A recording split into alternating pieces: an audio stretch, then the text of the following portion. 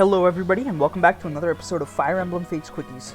Today we will be doing Paralogue 20, Ultimate Power. Ultimate Power is Ophelia's Paralogue, and it's going to be one of the only Paralogues that we are going to be doing outside of the Paralogue chain that happens after Chapter 15.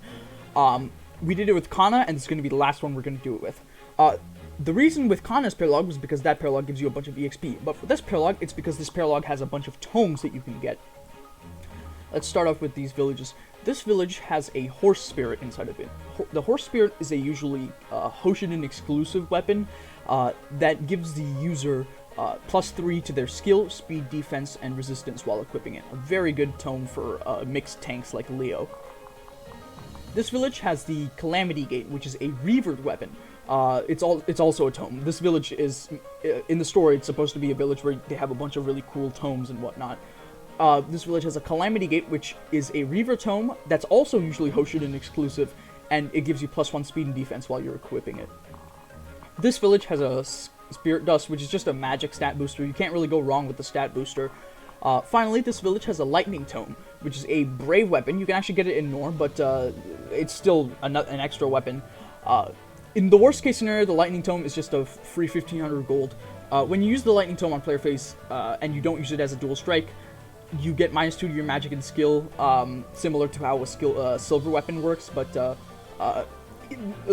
people that often use this tome, like Leo, are dual strike units that love to be part of dual strike, so it's not going to be that much of a detriment, and even then you can just sell it if you really need the money. Alright, let's get started.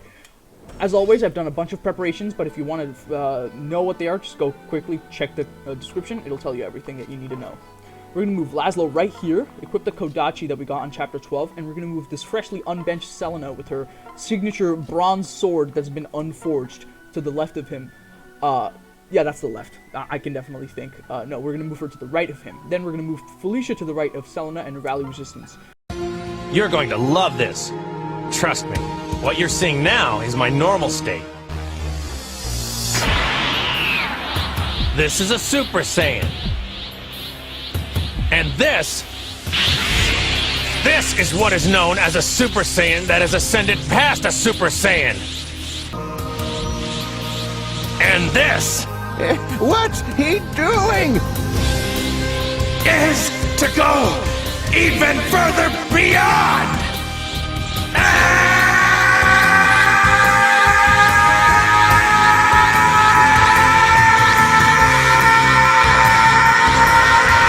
2 hours later.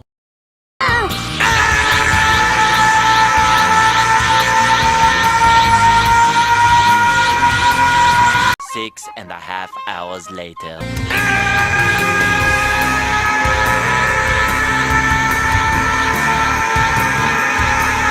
Day 2.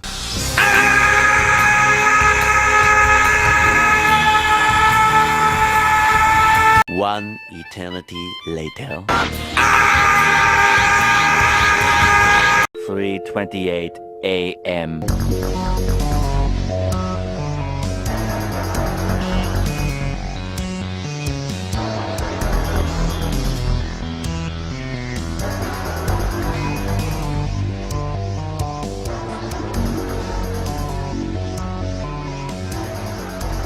We've stacked Laslow in a way that he has a great enemy phase against all 5 of these enemies, and actually has a great shot at survival, even though he gets attack stanced and ends up getting attacked maybe 10 times during combat.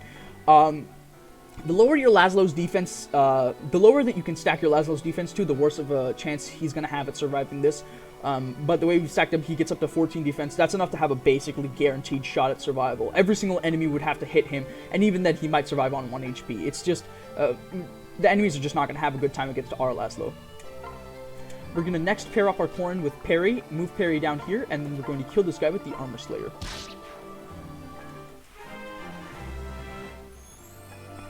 Strength and speed, nice level up. Then we're going to move Odin right here, and we're going to attack this guy with the Spotlight, which is a Moonlight +2. Now, for people that have some more experience with this game, you might recognize that the Moonlight Tome is a random castle drop. So it's just a weapon that you can randomly pick up in the castle. And it's not that reliable to have a Moonlight +2 because, in fact, you just have to get lucky with it. While that is the case, our Odin is -2 on magic, and if he was on average magic, he could just use his Thunder +1 and achieve the same effect, but with extra hit. The reason I'm using the Moonlight is just so I can save some extra gold from the tonics. Nice crit, always for pleasure. Next, we're going to have our Camilla go onto this tile right here, and she's going to equip her Neuron activation. Now, before I move any further, I actually need to talk about Camilla's stats as well. So, average Camilla has around 20 defense at this point, with the 2 Dragon Herbs that we gave her. Our Camilla, you might notice that she actually has 16 defense with a +4 status. The reason is, between last chapter and this chapter, I accidentally talked to her in the castle, and she got a +4 buff to her defense and resistance. That's pretty bad, because we want her to actually hit exactly 20 defense on this chapter. So what I did was I manually went into FEF Twiddler and lowered her defense by 4. This will go back to normal after this chapter. It's just something I wanted to make sure that you guys knew, just in case you were confused about what was going on. So we're going to move her here with a regular bronze axe, not the dual club, because if she has the dual club equipped, these guys don't do enough. The 2 iron katana guys just don't do enough damage to want to hit her. As it stands now, they do exactly 1 damage to her. We're going to move Baruka right here, make sure Kaze's in her backpack. Don't swap to Kaze, just end turn here. Ophelia is going to go right here. As you can see, I've set it up really well so that you can just have a great chance of just killing all of these guys, and the hit rates of the enemies that are even going to deal enough damage to knock you out if they hit you are very low. It ends up being a very, very, very high percentage that Laslow is going to survive, even in the worst case. So, and because this is turn 1 enemy phase, I'm more comfortable with doing some unreliable strategies like this. If it was halfway through the map, I wouldn't ask a player to do something that's this unreliable, but it's cool, and also it's super early in the map, so if it messes up, you can just, like, reset, turn off animations, blah, blah, blah. Now, the Steel Katana guy does 4 damage, but the Iron Katana people will just do 1 damage, as you'll see right now. So Camilla's going to take out 3 Katana guys, and then that one Diviner is going to attack her with the Tiger Spirit. She has a shield gauge, and even if she didn't, they don't do much damage to her. Now, these guys actually do a bit more damage to Laslow, and if they all hit him, and again, you don't have him stacked as high as we have, he might actually take enough damage to die. Just something to keep in mind.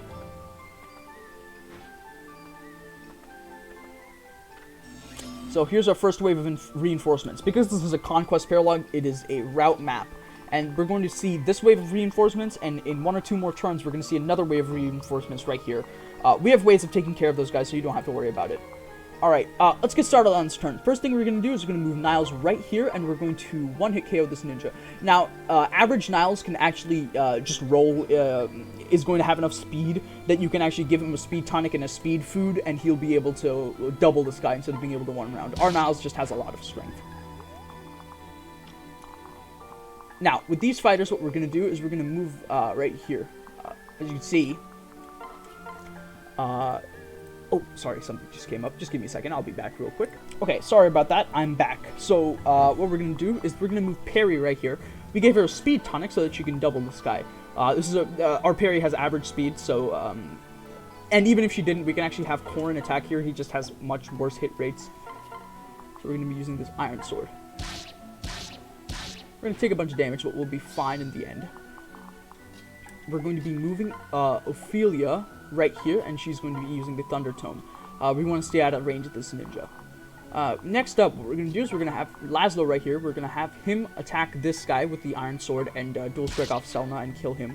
Then we're going to move Selena up beyond him, make sure that Laslow gets traded to his steel bow, quote-unquote. It's actually a bronze bow +2, in case you're not familiar with the series, but I like to confuse myself with bow forges, and kill that guy. Then we're going to have Felicia and Laslow dual strike to kill this guy.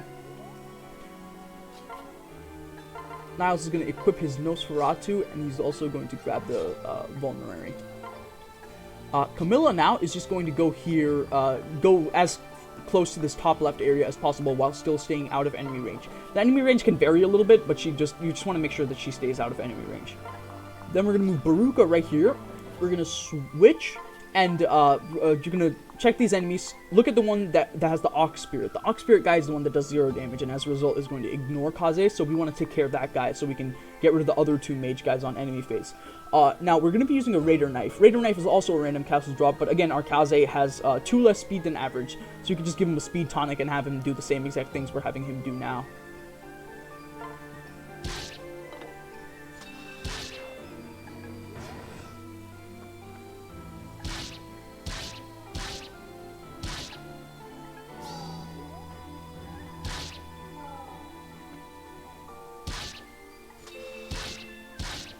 As you can see, Kaze has just a field day taking care of these mages. Finally, our Kaze is starting to catch up a little bit in speed. Nice to see that.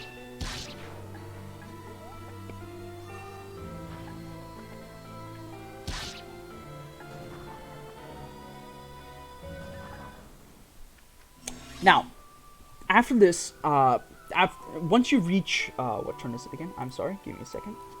Once you reach turn 3, you have, at this point, you have 1 extra turn to take care of all of the enemies in this sector of the map before these guys start coming for you. So the way we're gonna do this is we're just gonna have Niles one round one of these guys.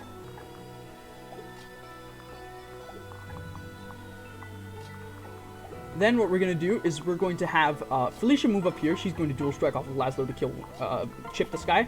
Then we're going to have Laslow just kill the guy by himself. Selena's going to go visit the Horse Spirit village, grab herself the Horse Spirit. As you can see, the Horse Spirit is a D rank weapon, and it has 4 might, which is not that great, but considering it's a defensive weapon, it's very good. And 70 hit. Yeah, okay. Now what we're going to do is we're going to move Odin right here. He's going to use the Bolt the movie against this guy. Then we're going to move Ophelia right here, activate Heartseeker on this guy, and just kill him.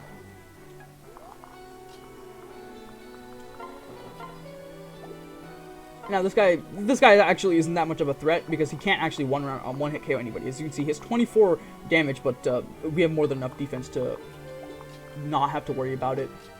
Instead, what we can do is we can just wait here with an Iron Sword. This guy's going to go for parry because enemies actually don't care about what how your pair up status is. They'll actually act as if you don't have any pair up or you don't have any dual strike partners. They'll go for you regardless. It's not. It's a way to keep the AI dumb, and as a result, a way to make your life a bit more easy.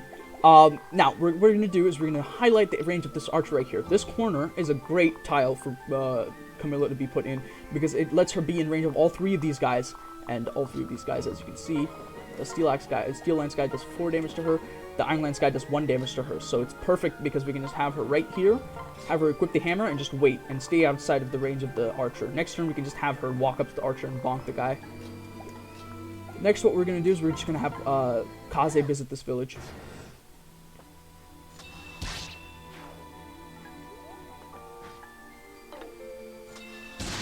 $165 damage. Yeah, that seems about right.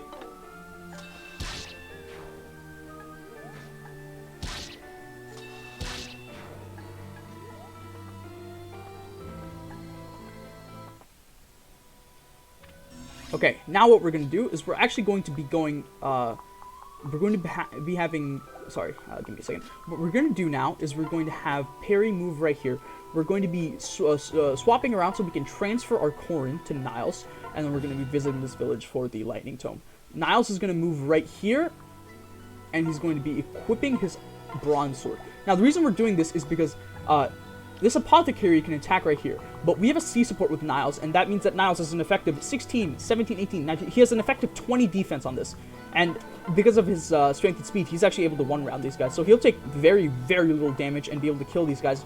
Next turn, he could just walk up here with a bow and then kill this fighter guy and just call it a day. Now what we're going to do is we're going to have Laslow move all the way to this tile. Then we're going to have, sorry, not Selena, we're going to have Felicia move right here, heal him up. Felicia's gonna get a level up. At this point, Felicia's level ups are completely superfluous. She's gotten all the skills that she needs to get. We're gonna move Selena to this tile because then next turn 1, 2, 3, 4, 5. As you can see, she can pair up with Laslow again. Then what we're gonna do is we're gonna move Kaze right in front of this outlaw right here and attack him with the Raider Knife. Kaze only has to kill this guy within 2 turns, so it's not even, it's super likely that it happens. Then we're going to have Camilla attack this guy with the Neuron Activation, killing him. These guys are now going to attack her because they do 8 damage to her, but she has a shield gauge up and she'll only even take damage from one of those combats. If you want, you can attack the Shrine Maiden, but I actually like keeping the Shrine Maidens alive on route maps because then you can actually choose when you want to end the map. Instead, what I'm going to be doing is I'm going to actually have Odin pair up with Felicia. And I'm going to have Ophelia go right here, because that'll allow us next turn to have Selena trade the Horse Spirit to Ophelia. Sorry, I'm getting off track. Let's just watch this enemy phase real quickly before we do that. 1 damage. You love to see it.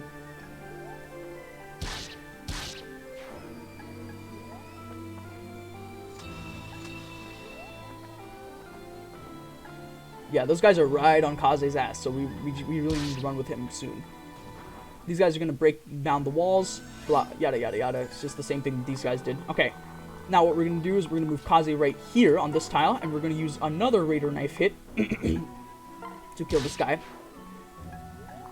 Next, what we're going to do is we're going to move Camilla right here. We're going to have Camilla go right here. She's going to be equipping the... I'm sorry, let me just check this real quick. You also want to highlight Senno's range. Senno, by the way, is the boss of this chapter. You can capture him, but he's really not that good. He doesn't have that great speed. Apothecary as a class, just they tend to give him a bunch of strength, a bunch of defense, not much speed. And on an archer, bulkiness isn't really super important. You really want to be able to just dual strike with people and just shit on enemies on player phase, and that's why archers just tend to be better than apothecaries. And outlaws have extra movement, which aids them in that moving around and killing people. Next, what we're gonna have to do is we're gonna have Selena move right here. She's going to trade this horse spirit over to Ophelia. We're gonna pair up with Laslow. Laslow's gonna move right out of the range of these bow guys, and he's going to attack this the spear fighter right here. Then what we're going to have is we're going to have Felicia... Oh, sorry. We're going to have Camilla move right here, and she's going to be equipping the... Let me just check real quick. Yeah, she's just going to be equipping the neuron activation. And we're going to be making sure that we stay outside of the 2 range with Felicia. We don't want Felicia to give Camilla buffs, because if she does, then Camilla will take no damage from this guy, and he'll just ignore her. We don't want that to happen.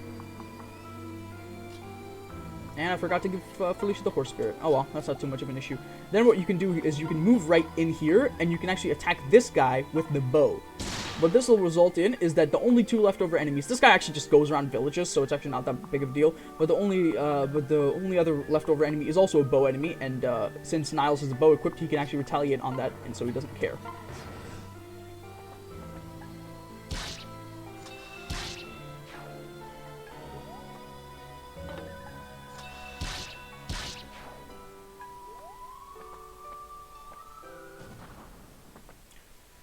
So, these guys are going to clog up this tile right here. So what we're going to be doing with them is we're going to move Kaze right here, and we're going to want to make sure that we're killing the diviner that has pass. This is really important because the pass guys are kind of a problem.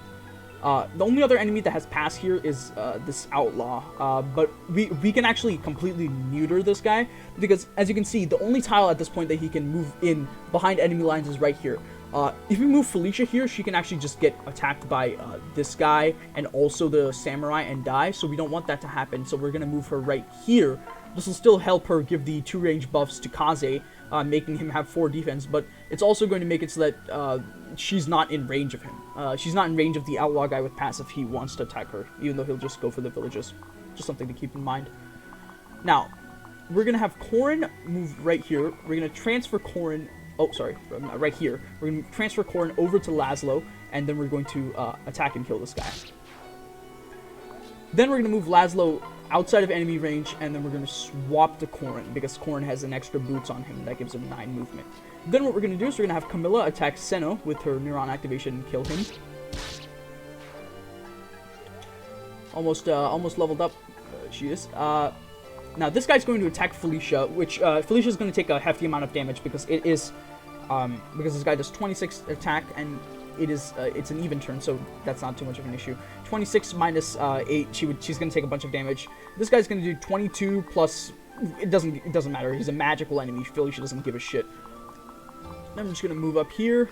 There's another Shrine Maiden over here, so we don't have to worry about not killing this specific Shrine Maiden. We can just give this kill to Peri. You really want Peri to level up at least 1 more time, so that we don't have to promote her at like that high of an EXP count. As you can see, the buffs that we've given Kaze allow him to just tank really well here. Doesn't quite kill the enemies, which is actually good for us, because we don't want him to kill enemies. Now here's what we're going to do with Kaze. We're actually going to be, sorry, give me a second. Now at this point in the chapter, your main goal is to just kill the bow enemies as quickly as possible. We're going to move Peri over here, see if she can get this kill. That's great, she can. That's going to put her up to level 16. Watch for a promoted Peri. We're going to be going Great Knight, by the way, because Great Knight just helps her tank, like we're going to be having her do a lot of times in this game. At this point, what you want to do is you just want to take care of the bow guys as quickly as possible. So Kaze is going to go right here. He's going to go attack this guy with the kindness. Then we're going to have Corrin or Laslow. It doesn't really matter. We just need to kill this outlaw right here. We're going to have Camilla move into here, and she's going to attack this guy with the dual club.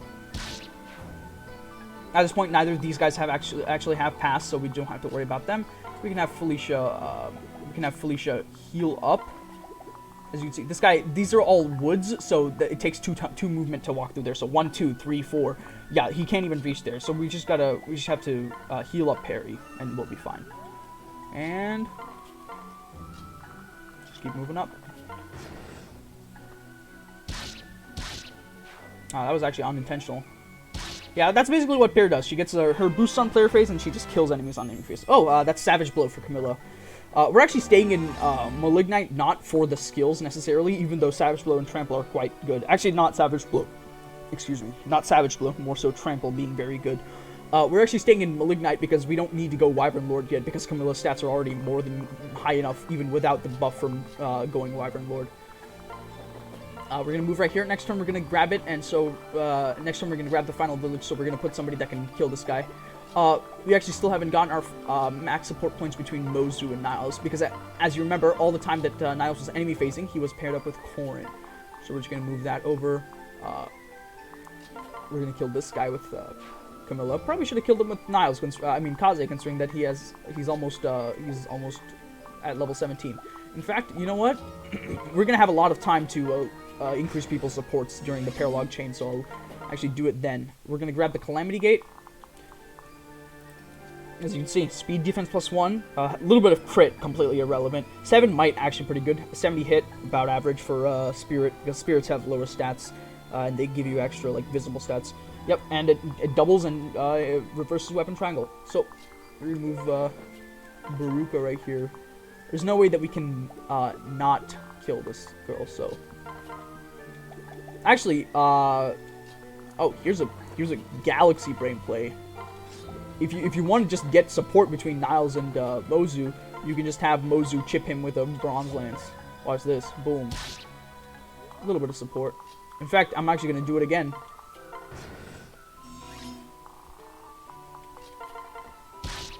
After that, I'm just going to move here, and